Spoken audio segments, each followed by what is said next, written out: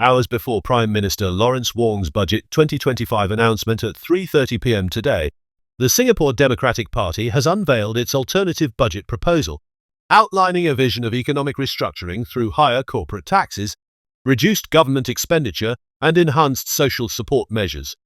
Wong's budget is widely expected to be an election year budget, with many political observers anticipating significant handouts aimed at winning voter support ahead of the upcoming general election, which must be held by 2025 and is widely speculated to take place in May.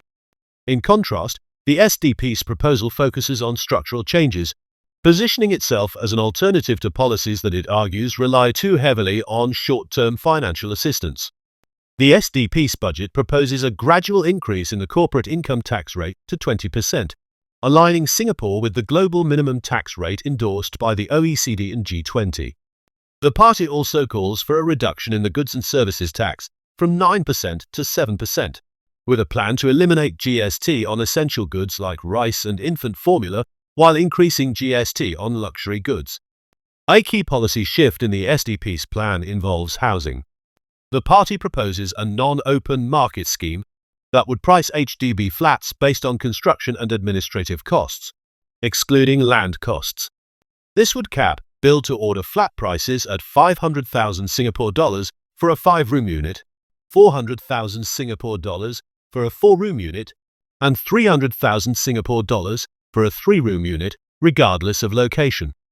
To offset lost revenue, grants for HDB BTO and resale buyers would be halved. In the transport sector, the SDP advocates for the nationalisation of public land transport, including buses and MRT services, arguing that reinvesting profits rather than distributing them to shareholders would improve service quality. The proposal also calls for the postponement of Changi Airport Terminal 5's construction until existing terminals reach higher utilisation rates. Healthcare reforms are a major feature of the SDP's alternative budget, with a proposed $18 billion allocation and the creation of a National Health Investment Fund.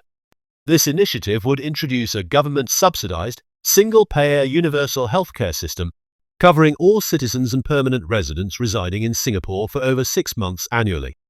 Additional funding would be directed toward nursing homes, step-down care facilities, and home care services.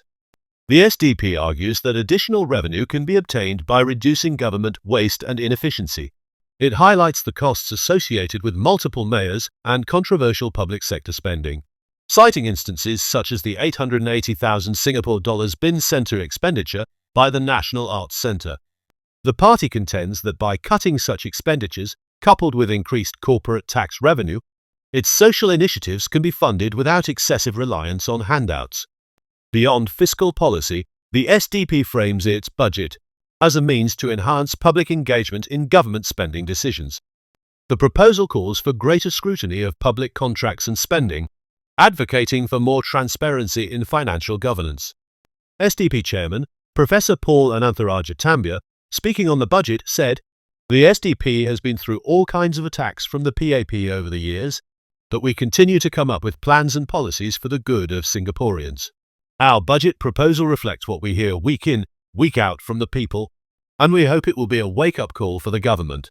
As Prime Minister Wong prepares to present Budget 2025, many anticipate a package filled with financial assistance schemes aimed at easing cost of living pressures and sweetening the ground ahead of the polls.